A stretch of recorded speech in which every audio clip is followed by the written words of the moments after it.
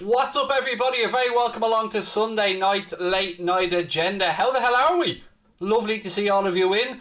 Craig, please say we've signed somebody. You might as well turn off now then, mate, because I wish I could say that to you, but I would be telling you a load of porkies.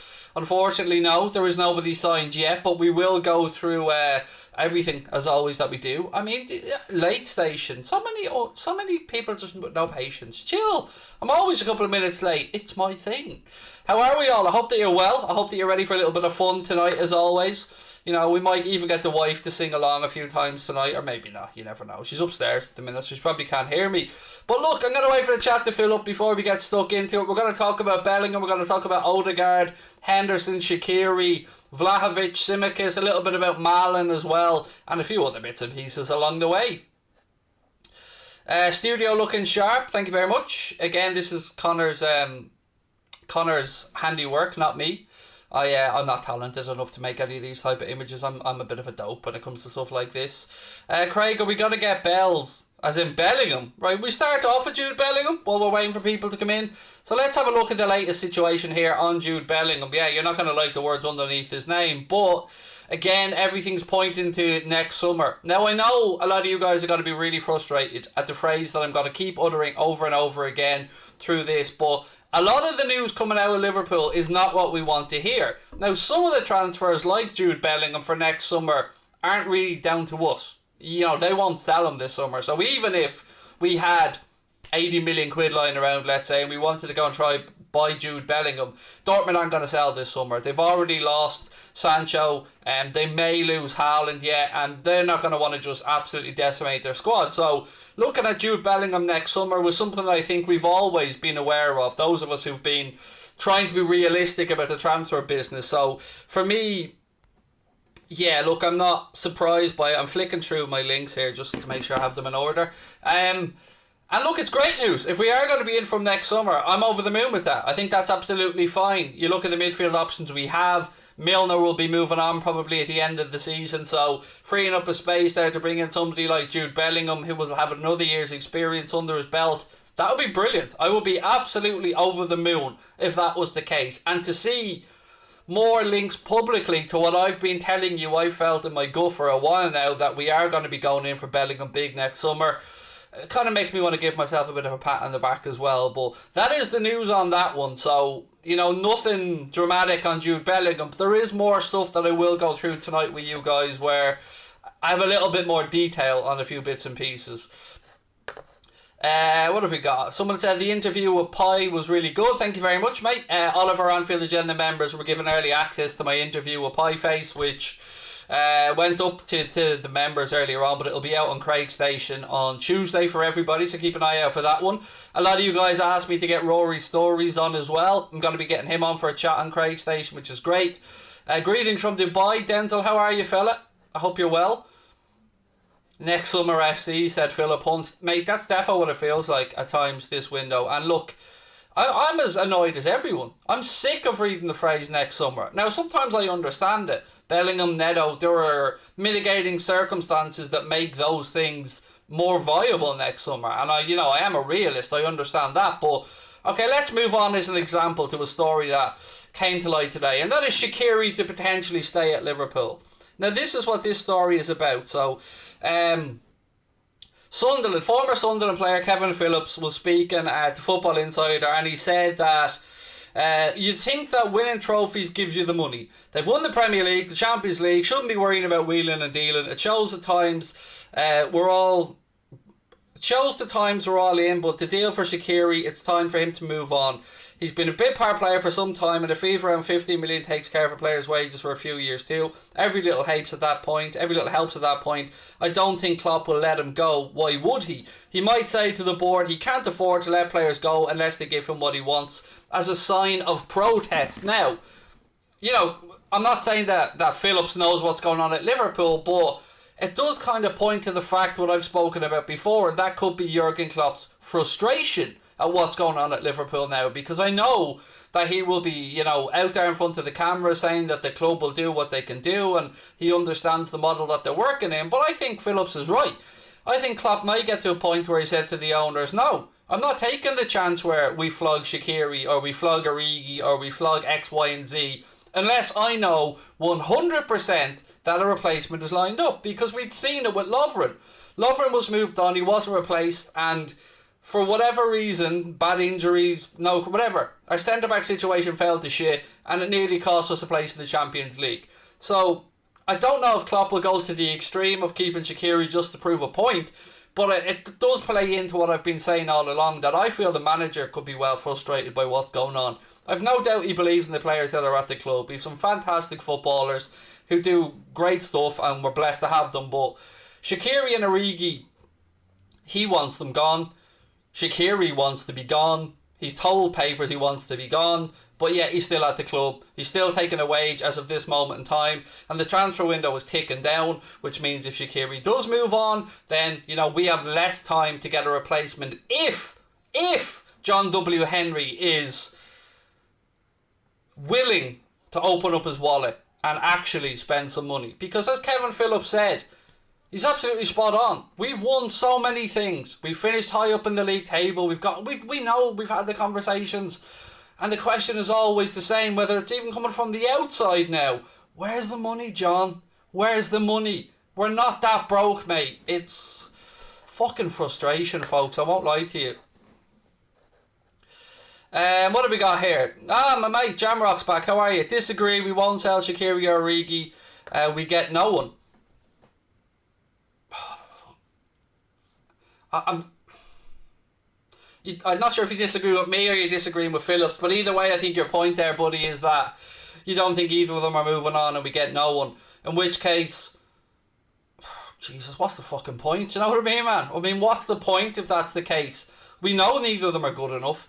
We know that neither of them really want to be here by the looks of it. Shaqiri's come out himself and said he's already asked for a move away. So, man, you know, I hope you're wrong, Jamrock, mate. I really do, but part of me thinks you could be right, fella, and that's the big worry here, isn't it? That's the headache, that we could have a point where we're yet again looking at a 29-year-old Shaqiri that doesn't want to be here, that has a lot of injuries, that hasn't really impacted us.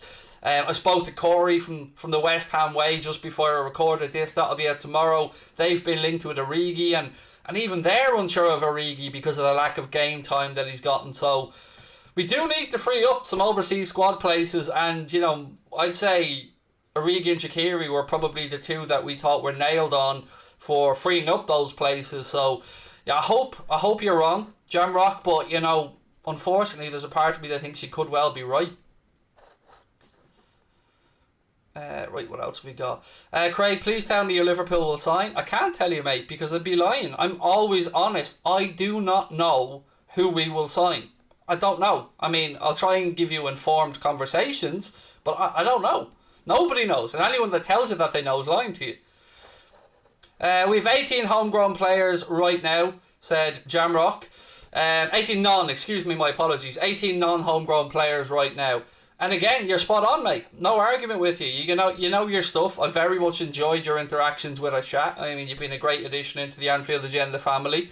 You've got moderator written all over you as well, pal. I won't lie to you. Stick with us, because I really enjoy your interactions. And please don't feel you need to send super chats all the time, mate. I'll look out for your name because I enjoy your interactions, and you're very clued up on what's going on. And yeah, We do, you're right, and we do need to free up those places. And one of the reasons is, alright, it's alright we're being linked with Jared Bowen, and we talk about these type of things, and they're easier deals to do on the front of having no need to worry about overseas squad places, but you're spot on. To free up some of those overseas squad places, we need to move players on, and the value is in Europe, isn't it? The better value of signings tend to be in Europe, because if you're buying in the Premier League for the Premier League, you usually pay a premium. So it's a catch-22 situation there with that one. And yeah, but look, let's move on to something a little bit more positive, and that is Odegaard. So Martin Odegaard had been linked with Liverpool right before he signed with Real Madrid, going all the way back to his time when he was, I think, still in Norway, and he signed at 16 years of age for Real Madrid to play for their B team. Has gone out on a few loans to Sociedad and Arsenal, and there was an article going out there today that suggests he's been linked with Liverpool again. The article actually goes on to say that Liverpool are in love with Martin Odegaard. This comes from a Spanish publication called Fajajes, I think. Again, I know I've probably pronounced that wrong.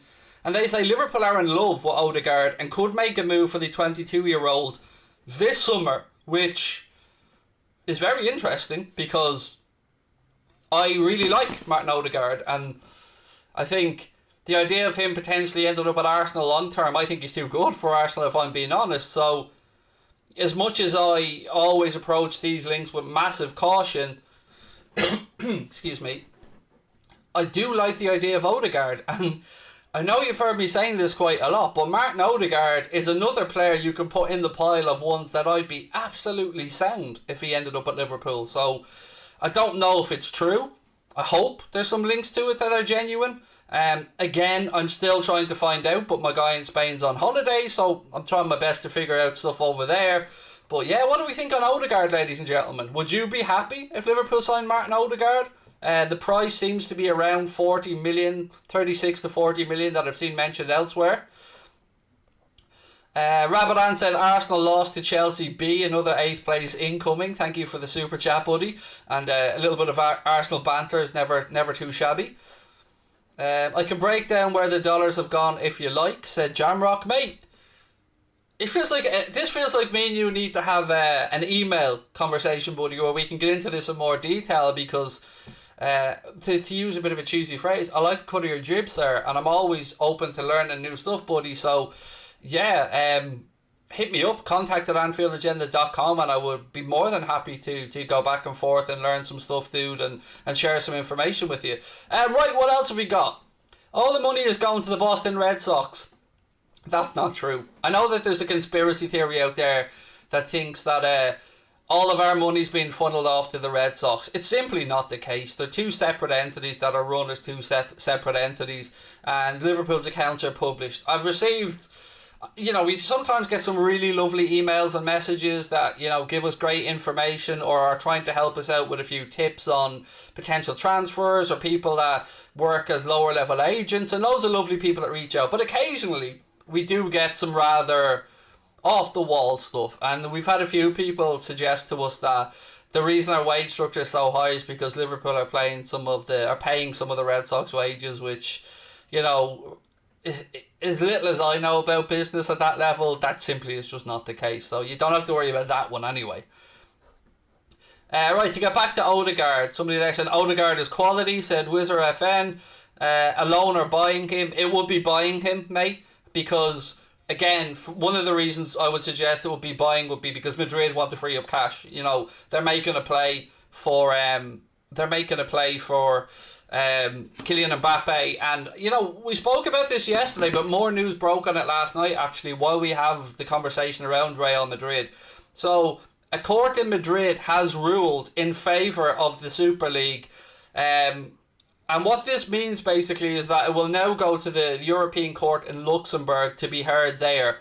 So Madrid have a ruling that suggests that UEFA have a monopoly basically on football in Europe. Monopoly being that they're the only governing body, they're the only person that controls European football. Therefore, there is nobody to challenge them, and business interests aren't really correct, and there is no fair market value in there. It's all controlled by one person. And in business, usually monopolies are frowned upon. It is something where you don't want one company monopolising an entire industry. So Madrid have made that challenge along with the Super League and been successful, I think, in the 17th Madrid court. I think that was the name of the court, which will now go to the court in Luxembourg, the European court in Luxembourg. And it'll be interesting to see what happens about the European Super League here, because as things stand, the three clubs that are still in it, Juventus, Real Madrid, Barcelona, are standing firm in their belief that the Super League will go ahead. They will win their court battle. And even if Premier League clubs don't go into it, we may see a situation where you've got a Super League with clubs from Ligue 1, La Liga, Serie A, potentially the Bundesliga. And then you get to a point where, well, hang on, if this all went ahead, and I hope it doesn't, but if it all went ahead, where would that leave English clubs? Because we know the agreements that the English clubs have signed regarding the Super League and the fines and all that kind of stuff. We also know that technically, from what this court has suggested, that the clubs haven't, from my understanding of it, haven't at this moment in time technically removed themselves from the Super League because they haven't gone through the legal process. And by that I mean the English clubs that were involved in it. It's all getting a bit snidey at the minute, and I'm an idealist and I hope it all falls on its arse.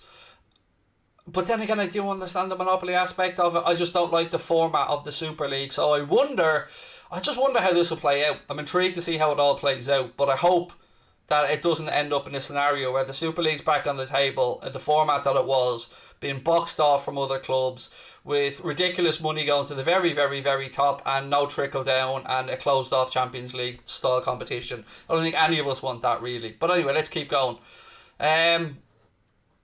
Would love him. He's good, said Shane Dalton with regards to Odegaard. He's a baller, said Sebastian.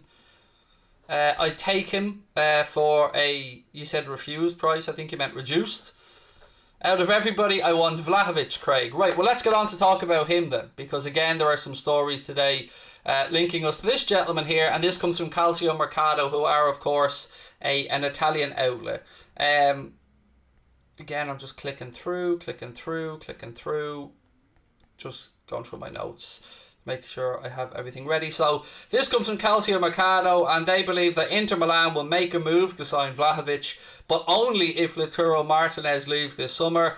Martinez has been linked with a move to Arsenal, and the reigning Serie A champions would look for a replacement for the form of Vlahovic, get a deal over the line in the form of Vlahovic. Liverpool have been frequently linked with Vlahovic in recent weeks, and excited fans last week after scoring 7 goals in a single half in a friendly. Now, again, you can see where two names sort of linked to Liverpool come into the same conversation there, because yesterday we spoke of the links of Liverpool and Lautaro Martinez, and as much as I think they're unrealistic, I love them because I like him as a player. But again, I always get the feeling with the likes of Vlahovic here, I know he isn't an Italian national, but often players stay in that Serie A ecosystem, and it wouldn't surprise me at all that Inter are playing around with the idea of maybe selling Lautaro Martinez and replacing him with this guy, because he does look like he has something about him, and we have definitely been linked with him. You can find many articles this summer linking Liverpool with a move for Vlahovic, and I've been honest all the time in saying that I know very little about the lad. I mean, I knew who he was last season, but until he started being linked to us, I mean, I don't watch much Fiorentina, I won't lie to you. But I know a lot of you guys really like the idea of Vlahovic, so I think in the scenario we've spoken about, I'd rather Lautaro Martinez. I'd rather that we pinched him from Inter and then Inter went and got Vlahovic from Fiorentina, because I think it will be less of a gamble for us. I think Lautaro Martinez style would suit the way that we play. And again, please remember, I'm only saying this because I've only seen clips of Vlahovic, so I've seen a load of Lautaro Martinez, but nowhere near as much of Vlahovic. So again, I'll pass that over to you guys, because I'm sure you've been watching clips a bender here to try and figure out, a bender being a phrase, by the way, I mean, it's an Irish way of saying like non-stop, basically. It wasn't anything to do with a homosexual reference or anything like that, because I'm very mindful that there are cultural differences in the way we say things. If I'm saying you're doing stuff a bender, it means non-stop, basically. So, don't read that into that, because it wasn't intended in that way. Or also, if I say, and I feel like I'm digging this fucking hole even bigger here, but another Irish phrase for bender is, on the lash, drinking non-stop. But anyway, let's move on to a couple of super chats. Selection said, strangely, I'm not worried about incomings. I still see Shaqiri leaving and Minamino for some reason as well. Maybe another loan. Origi staying. I see another unexpected signing similar to Jota. That's how I've been, Selection, and thank you for your super chat, dude, through the entire window. I've been very calm because I think the squad that we have, if they can stay fit, will be decent enough anyway. But I won't lie, it is a bit disheartening when we see Manchester United, City and other clubs starting to do big business.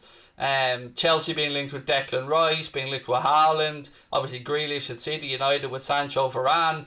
you know, it does make you think, how are we broke? Why are we always broke? Why are we hearing the phrase, oh, next summer is going to be the big rebuilding summer? And look, you can always make an argument why next summer makes more sense. There's always an angle to be used there to figure that out.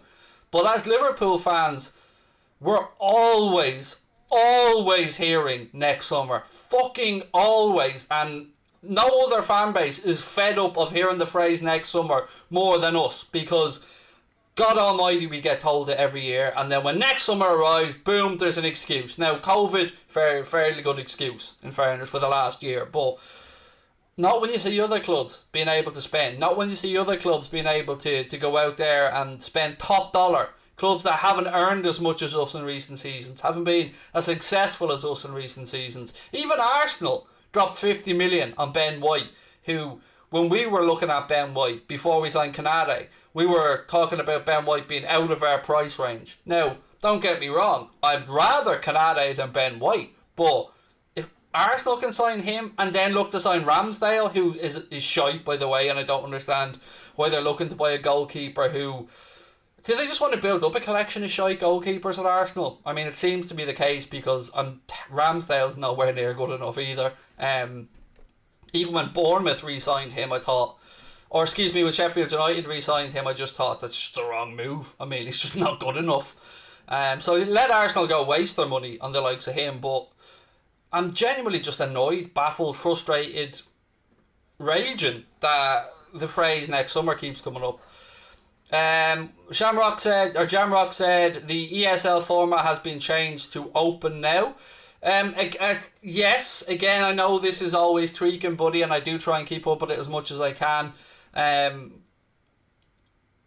think they are trying to make it more palatable, buddy. Yeah, I do get where you're coming from, but I think I'm just genuinely baffled at how they pitched this in the first place. It seemed like an idea that had been worked on behind the scenes. They'd hired a PR company, and the announcement was still an absolute, like, me, you, and 4 other lads could have planned a better announcement in a week than the way they pitched that Super League at first. So I wonder, is the damage towards football fans, however they format that Super League, just unfixable, mate? I mean, just from the way it was pitched and the rightful anger that went with it. Who's this brother? Can we have that? Can we get a translator on that comment? Can we get that to something that I can actually answer? Ingles 001 says, sooner Premier League starts, sooner all these rumours will end. Nope.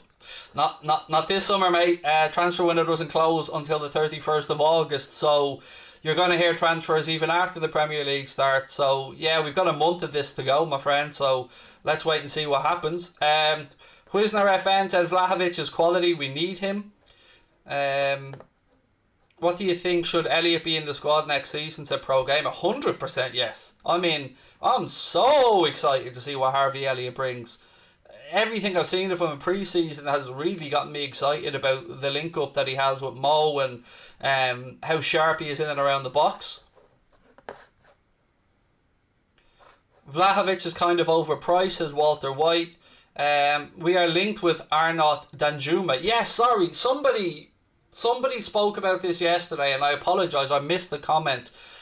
I said I missed it. I'd seen it a couple of times on the stream, and I meant to get back around to it and completely forgot about it. So, for those of you that aren't aware, Danjuma plays for Bournemouth, and he's not just been linked with Liverpool, he's been strongly linked with Crystal Palace and a few other clubs as well.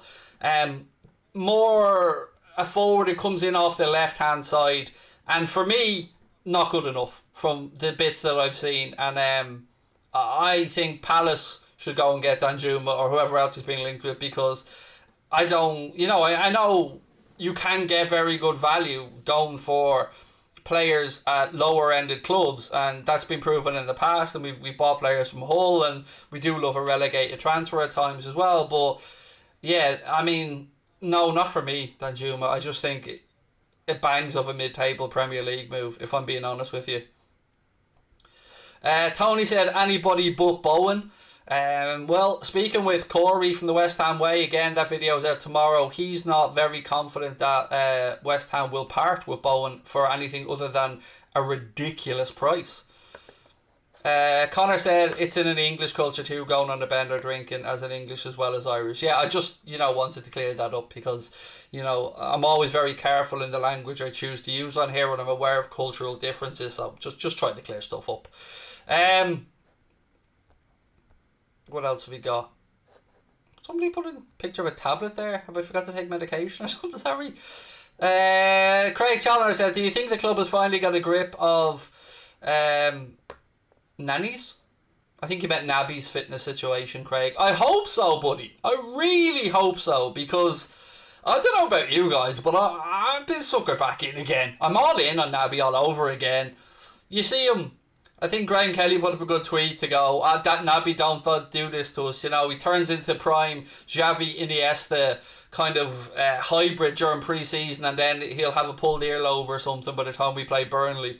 So yeah, I hope so, because he'll be a great addition to our midfield if he can stay fit.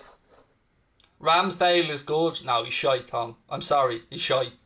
I don't often go so crude or speak about players, but I like to think I know a goalkeeper, and from everything I've seen of Ramsdale, he's pants. I'm sorry, mate.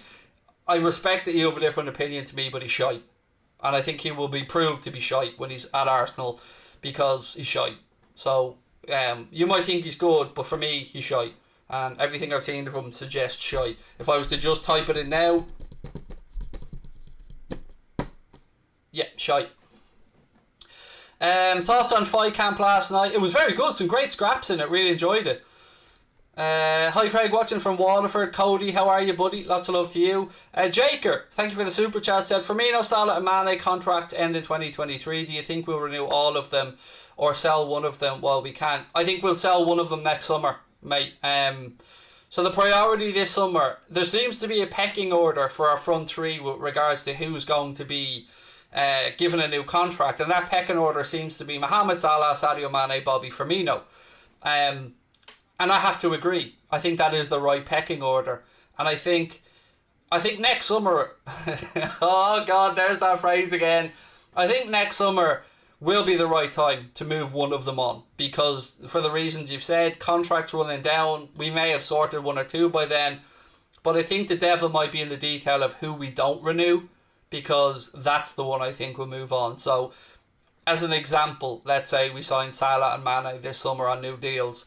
Then I think it becomes maybe a little bit more apparent that Bobby would be the one the club would be willing to listen to offers for maybe the following summer. And I've seen links to Atletico and stuff for Bobby. Now, I'm not suggesting Bobby's on the way out, by the way. I'm just trying to answer Jaker's question with some honesty and a bit of, I suppose, what I'd like to think is informed information. Would I consider swapping Bobby for Lautaro? Yes, I would, 100%. I'm realistic. He might be my favourite player. I might love the man to bits, but I am aware of his age, and I am aware of sometimes just freshening up and new ideas, and somebody who hasn't had to put in the mileage that Bobby has had, because, one thing we can never accuse Bobby Firmino of not doing at Liverpool is putting in the hard yards. The man is a pressing machine, and it has been, and still is, a joy and a pleasure to see him putting on a Liverpool shirt. But yes, I would. Always honest with you.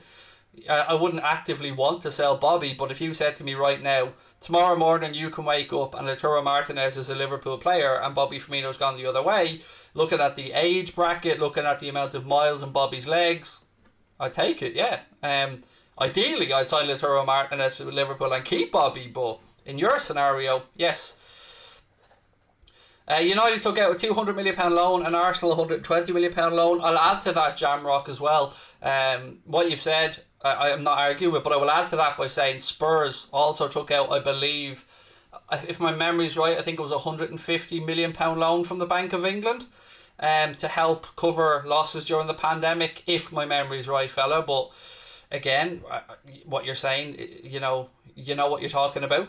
Look, ladies and gentlemen, as you can see, tonight's stream has been brought to you and will be continuously brought to you throughout the season by Manscaped. Get yourselves over to manscaped.com. Use our code WFM20 to get yourself the all-new, only launched in Europe this week, Performance Package 4.0. With that, you get the L trimmer for the L You know, and it is better this time because it's got 7,000 RPM. Imagine having to make do with a lawnmower, and that's what it's called, that only had less than 7,000 RPM. You couldn't even go around your gaff going, arr, arr, arr.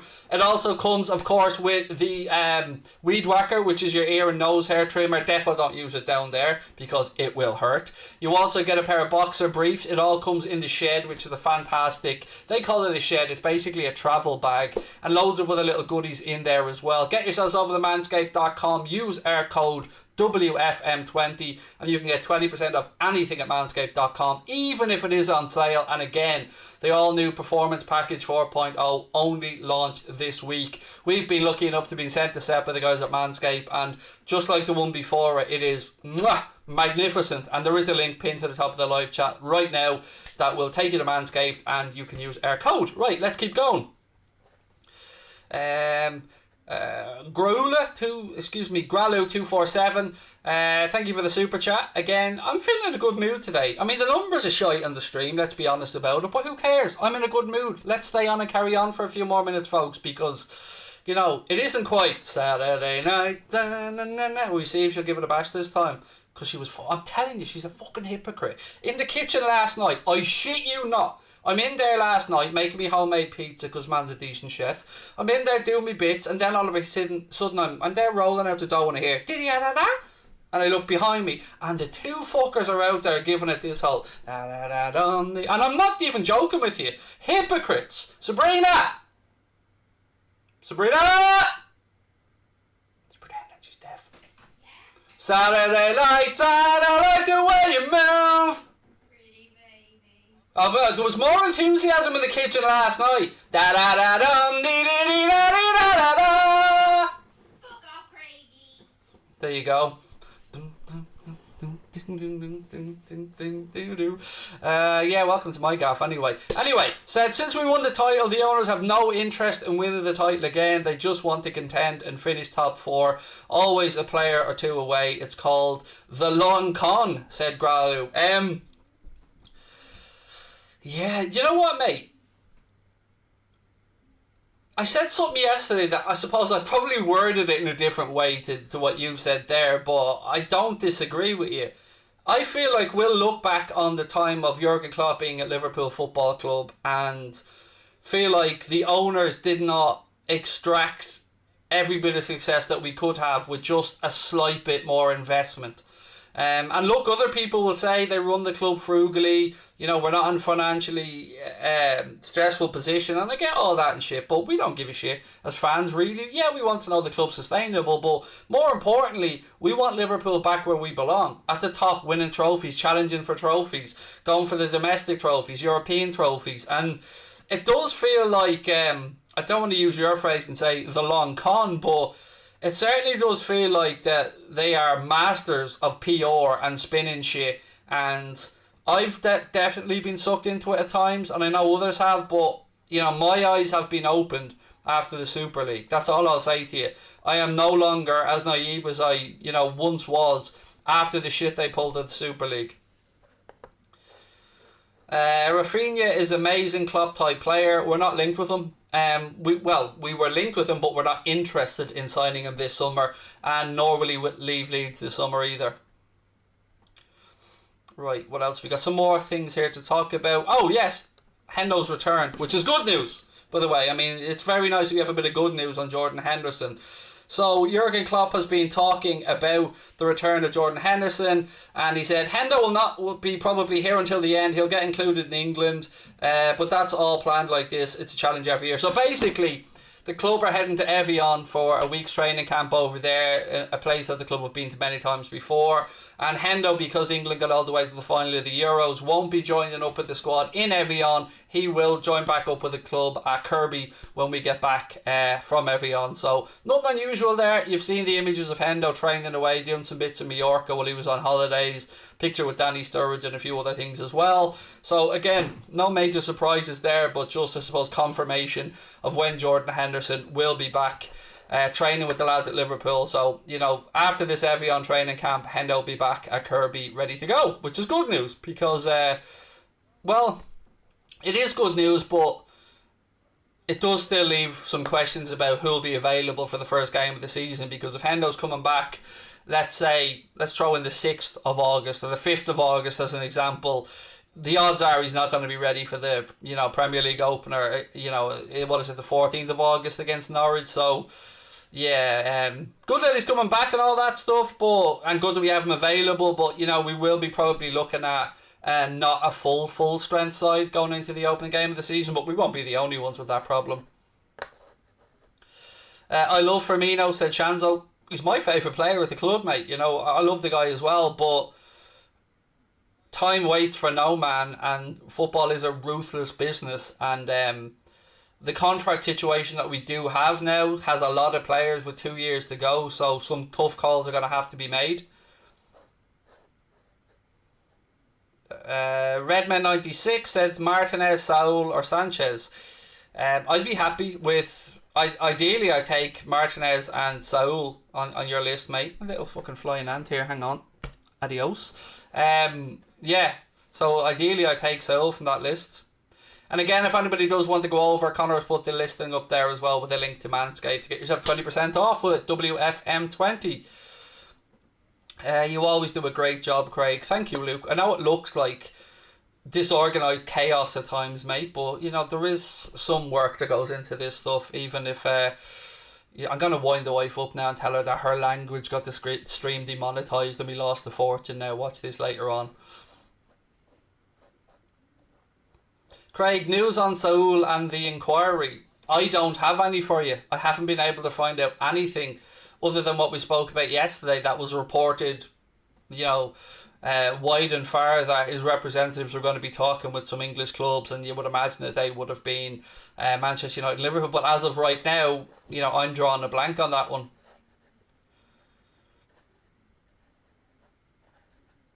Man, I'm tired of next season signings. It's always Mbappe. Mate, you don't have to... You're preaching to the choir here, fella. I remember distinctly remember last summer, and I remember the journalist as well, but I don't want to attach the journalist's name to it because it isn't the journalist's fault, because this is what the journal would have been briefed. But I distinctly remember last summer, and even more recently than that, it being put out there that Liverpool have funds in place and have been cutting their cloth accordingly in case a generational talent becomes available. And this is why we have been frugal for all these years. Well, John, don't know about you, fella. Mbappe, Haaland, all generational talents in my eyes, fella. And what are we doing? Talking about next summer. John, where's the money? Where is the money? Because you cannot piss in the tent and tell us it's raining, fella. We're not idiots. We're not forensic accountants, but we do realise that we've made quite a lot of money as a football club. More than many other clubs who seem to be outspending us by double. Villa outspending us, Brighton outspending us, City outspending us, Spurs outspending us, United outspending us, Arsenal outspending us. It's getting to be ridiculous, particularly when you have somebody of the calibre of Michael Edwards, somebody like Dave Fallows in our scouting department, Jurgen Klopp, people who can get a damn good deal done for a damn good price. Like,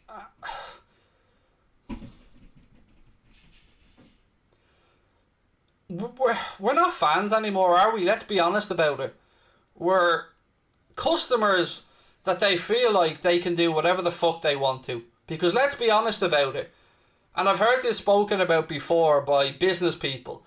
If you want to buy something, you want to buy a business where you can constantly treat the fans like shit and they'll keep coming back for more and thanking you and putting money in the tills, football's probably that business. Now, others will say you don't get into football to make money. Well, there is a lot of money to be made. It was we've seen from our owners and others before them, but there are some catastrophes and some shitty stories, but I'm just sick of it. I'm honestly, I come on every day and I want to be upbeat and I want to try and pitch positive stuff and I want to talk about we'll be able to challenge and we will be, because of a manager and because of the group of players, not because of those stingy bastards over in America who just never stop lying. They're like that mate that pisses off to the jacks every time it's there around. Do you know what I mean? And organise the fucking night out as well, by the way. Do you know what I mean? One of those let's go here type of people. Really high-end plays, really nice. You know, lashing back the cocktails all night. Comes to their round and they piss off to the jacks. That's what it feels like with FSG. And then you find out that they own the fucking club that you're drinking in as well. Do you know what I mean? One of those type of scenarios. And I don't care anymore. I don't care if people call me a dickhead. I don't care if people think I'm a whiny, moaning shy. I love this football club dearly.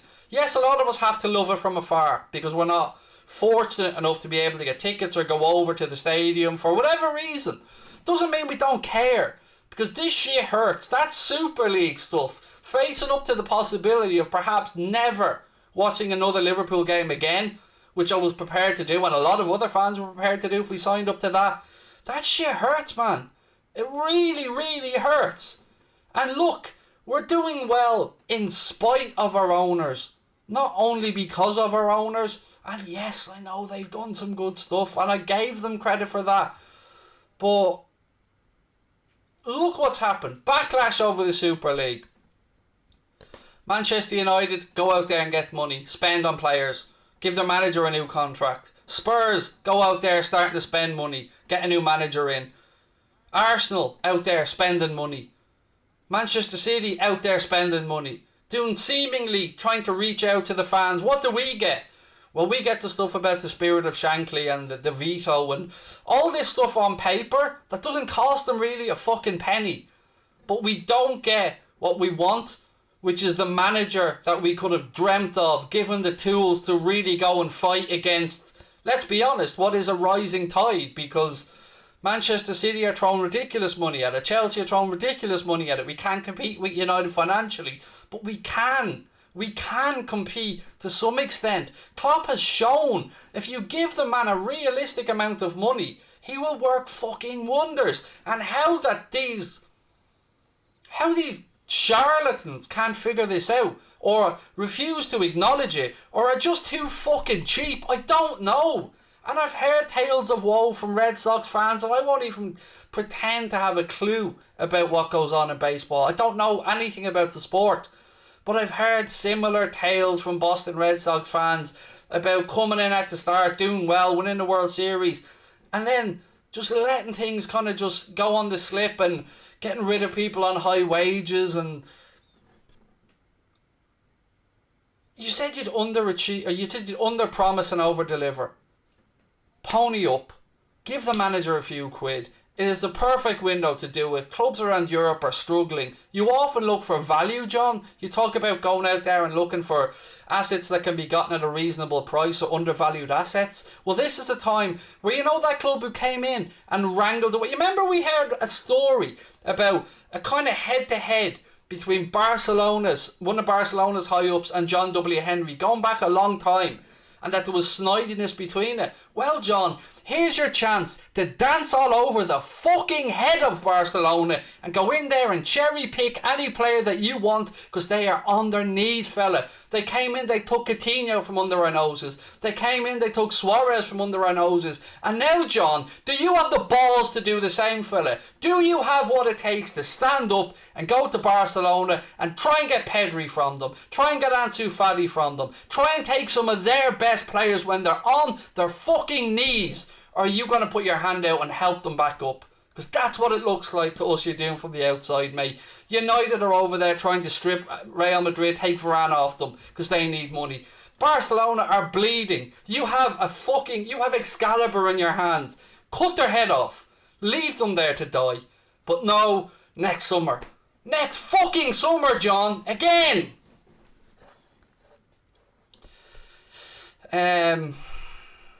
Have a sneaky feeling a proper signing will be announced before the season starts. Liverpool are good at keeping cards close to their chest. That's what I've been telling myself all window, fella. And I hope you're right. I hope you're right. Because I've been telling myself the same thing all throughout the summer. Be positive. Trust the process. Trust Edwards. Trust Klopp. And the problem is that I do trust those people. I trust Edwards. I trust Klopp. I trust Fallows. I trust Pep Linders. But I don't trust FSG. And they're the ones who ultimately make the decisions. They're the ones who held it away from their own fucking staff about the Super League. They held it away from their own staff. They were that sly. I don't know, man. I don't know. I'm excited for the new season. I'm proud of the players. I'm optimistic that we'll do alright. But I'm also fuming because we're only going to get Jurgen Klopp for a particular length of time in our lifetimes. And nobody likes regrets. Nobody wants to look back at their own lives with their family and have regrets. Nobody wants to look back on their business life and have regrets. Nobody wants regrets. And I feel like we're going to look back on this in 10 or 15 years and we're going to be absolutely scratching our heads going, we had Jurgen Klopp. Jurgen Klopp, who dragged us to a Champions League final. And not only that, heartbreakingly lost, dragged them back the next year to win it. And in that same season, lost the league title by the finest of margins. And what did he do? He got those boys back and got them to win the fucking title again the following year. That's the manager that we have. That's the level of buy-in that he gets. This is the quality of coaches we have at the club. Everything is in place. Structurally, Anfield looks great. Any road end will make it better. Kirby, fantastic. In and around Anfield, amazing. New club shop, brilliant. Offices in London, great. Strategic partnerships, tickety fucking boo. But none of that is worth his shit unless Jurgen Klopp is backed. Why bring in the man that we all want, the man that FSG wanted, and not back him with a few pound notes? It just doesn't make any sense. And they were going to let all the staff. Yes, they were furloughing the staff as well, mate. Yeah, look, the £77 ticket stuff, the furloughing of staff, the Super League. I remember all the hiccups, mate. I know all the shitty things that they've done. I don't know. And I know I'm going to get slaughtered for this, by the way. This will be clipped up and there'll be top reds out there now saying, look at this fat overseas Irish gobshite, does know what he's talking about. And I'll be told they want to hang me from a lamppost in Lime Street like I get before. But you know what? I don't care. Whether you like the fact that I love the club or not, I love the club dearly. My life revolves around Liverpool Football Club. And I know a lot of you do as well, which is the reason why this channel, despite all of the hate and despite all of the fume, has been a success. Because at times what I feel a lot of these people don't remember is there are many people around the world who aren't fortunate enough or feel disenfranchised from the club because of some arrogance or some belief that because you're not either from the city, the country, that you don't understand the game or you don't know what it feels like to love a club. This is why Anfield Agenda exists, and this is why the numbers continue to grow. Because there are a lot of people around the world that feel as annoyed as I do and feel as looked down upon at times as I do. And we deserve more fucking respect. And that's why I want to do it, for you guys. This is why we've built this community. Because I want to give you guys a platform and you guys a voice. Because we all count. It doesn't matter if you're from Timbuktu, if you're from Iran, if you're from Ireland, if you're from Australia, New Zealand. To me, you're a Liverpool fan. How you caught the bug, how you fell in love with the club, that doesn't make any difference to me. I don't give a shit if you support Liverpool a weekend or you've been supporting Liverpool since the day that you were put on this earth. To me, you're a Liverpool fan, you're part of our community and your family, and we need to be able to educate each other and make this journey better for everybody. There's too much toxicity in the sport. It does my head in.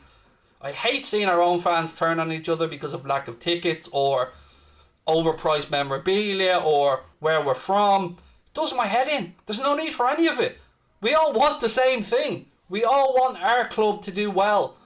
And surely that should be the most important thing, yeah? Surely. Nay said, sorry to be negative, but our chance to dominate has gone.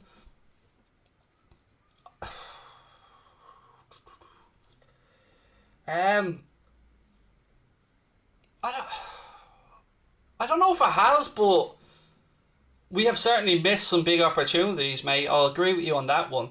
I don't want to go as far as to say the chance is gone, but I get you. It's getting harder and harder to capitalise on the good work that was put in. And look, I'm sorry. I didn't mean for this to go negative today. I didn't mean for this stream to come across as me having a rant. But, like, I know what this club means to all of us. Scousers, non-Scousers, Irish people, English people, Americans, Canadians, Indians, New Zealand, wherever you're from, whatever country you're from. I know you stay up at ridiculous o'clock to watch the games. I know you frantically search for transfer news. I know you're on Twitter interacting with other Reds, and yeah, we mightn't always agree, but at the end of the day, we all want one thing, and that's the best for the club. We mightn't always agree how we get to that point, but I think if we can only agree on one thing, it's that we want Liverpool to be successful. And that frustration is what drives these arguments and what drives these debates and what drives some of the toxicity that we have. And look, I'm no angel. I'm absolutely at fault for some of the stuff over the years, and I've been an arsehole at times, but it's just at a point now where, I don't know, it just feels a bit disenfranchised, and it just feels a bit like your heart's ripped out of your chest, and this thing that I've loved since I was 8 years of age, it's becoming more and more unattainable. Like, getting to games, nigh on impossible. How do you get to games if you're not a season ticket holder or you don't know somebody? Well, you've got a couple of options. You can get lucky, maybe get a ticket outside the ground, or you pay over the odds. And as somebody who has paid over the odds and gets criticised for it, do you not think it breaks my fucking heart giving some rip-off bastard of a travel agent 5 times the cost of a ticket? I would rather pay for that ticket and give that money, the rest of it, to a charity. But it's the only option some of us have to get to a game.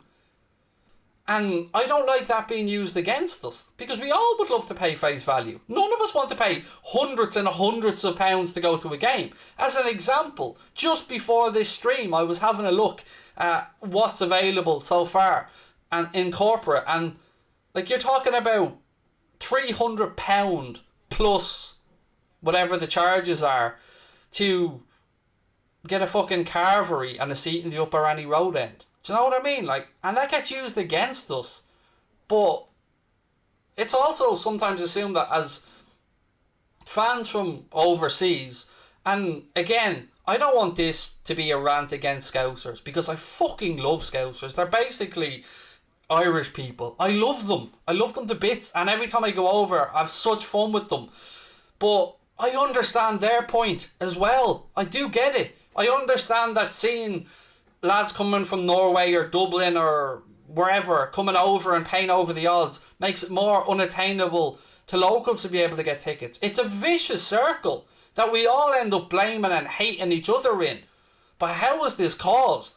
The cause of it is one thing: the sweet spot. Do you remember hearing the phrase before? Do you remember hearing our old CEO talking about the sweet spot? That's what they want. They want the demand to outstrip the supply. They want us to be fighting and arguing with each other. They want us to be going and paying ridiculous tickets for hospitality, because they know that that's the only thing that we can do, because we love this football club so much that we will use our birthday presents, our Christmas presents, miss a holiday, do whatever we can to just try and get to 1 or 2 games a year. They know that. The fuckers know that, and they use it against us, and it then drives our own fan bases against each other. And I hate that.